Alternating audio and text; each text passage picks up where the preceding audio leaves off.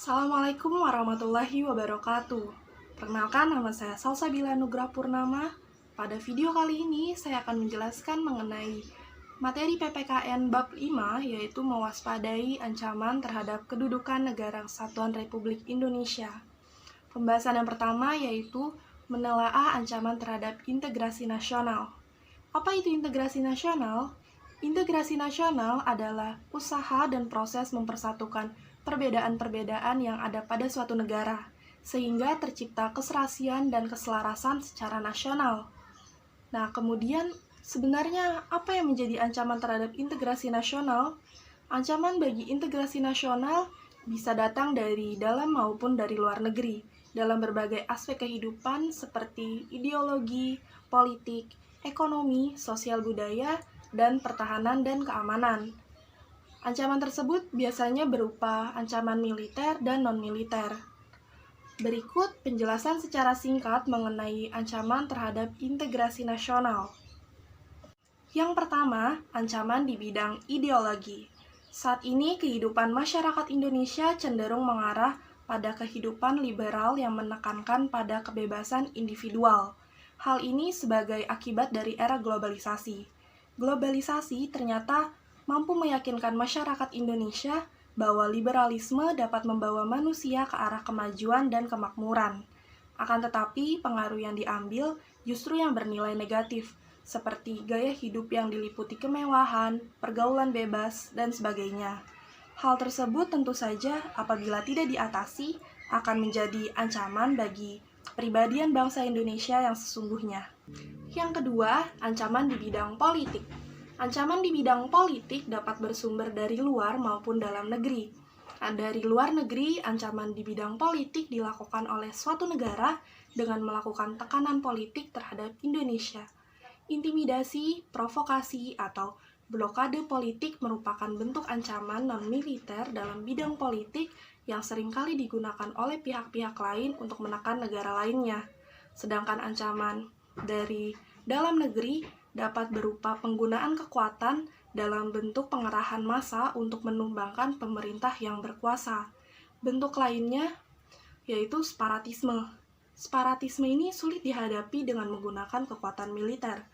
Hal ini membuktikan bahwa ancaman di bidang politik memiliki tingkat resiko yang besar yang dapat mengancam kedaulatan, keutuhan, dan keselamatan bangsa. Yang ketiga, di bidang ekonomi. Ancaman di bidang ekonomi dibagi menjadi dua, yaitu ancaman internal dan eksternal. Ancaman internal dapat berupa inflasi, pengangguran, infrastruktur yang tidak memadai, dan sistem ekonomi yang tidak jelas. Sedangkan ancaman eksternal dapat berbentuk kinerja ekonomi yang buruk, daya saing yang rendah, ketidaksiapan menghadapi globalisasi, dan tingkat ketergantungan pada pihak asing. Yang keempat, ancaman di bidang sosial budaya. Ancaman di bidang sosial budaya dibedakan atas ancaman dari luar dan dalam negeri.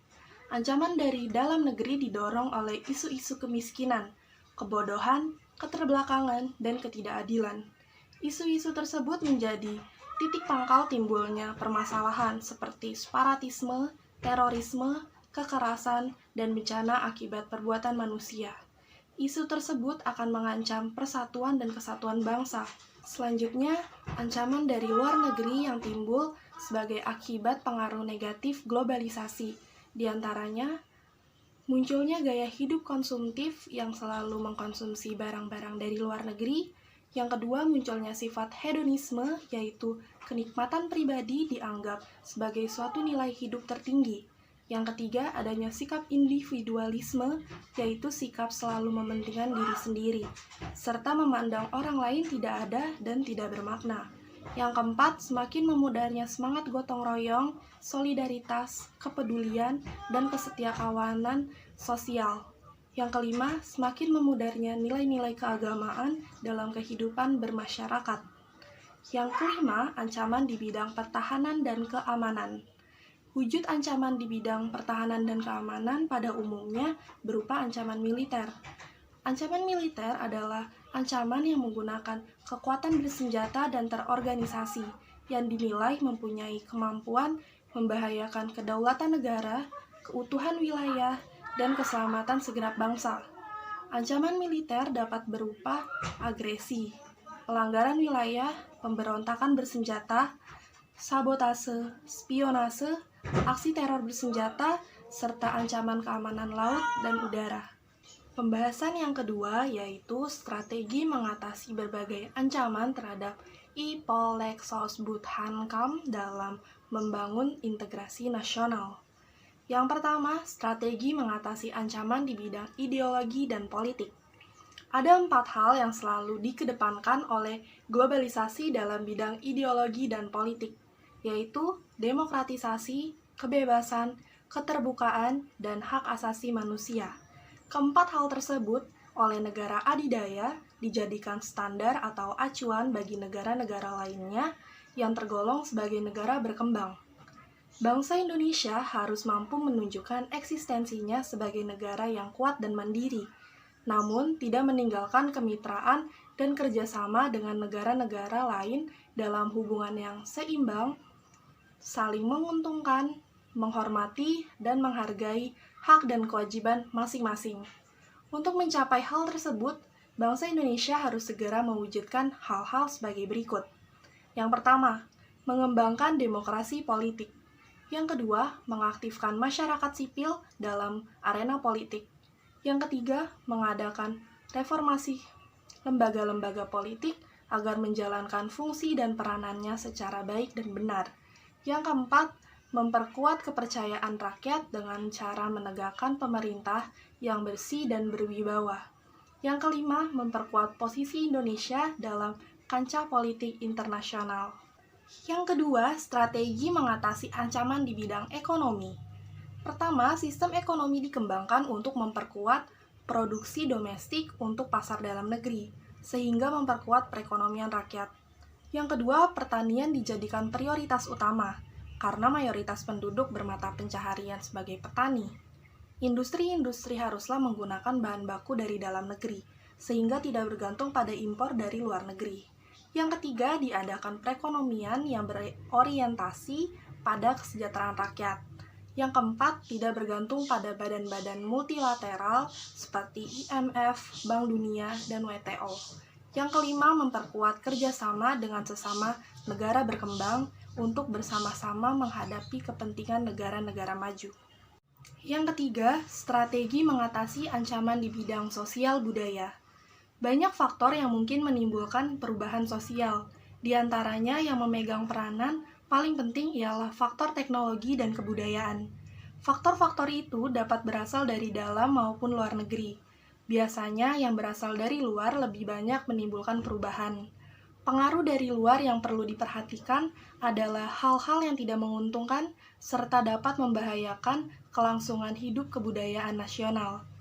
Nah, dalam menghadapi pengaruh dari luar yang dapat membahayakan kelangsungan hidup sosial budaya, bangsa Indonesia berusaha memelihara keseimbangan dan keselarasan fundamental, yaitu keseimbangan antara manusia dengan alam semesta, manusia dengan masyarakat, manusia dengan Tuhan, keseimbangan dan kemajuan lahir, dan kesejahteraan batin.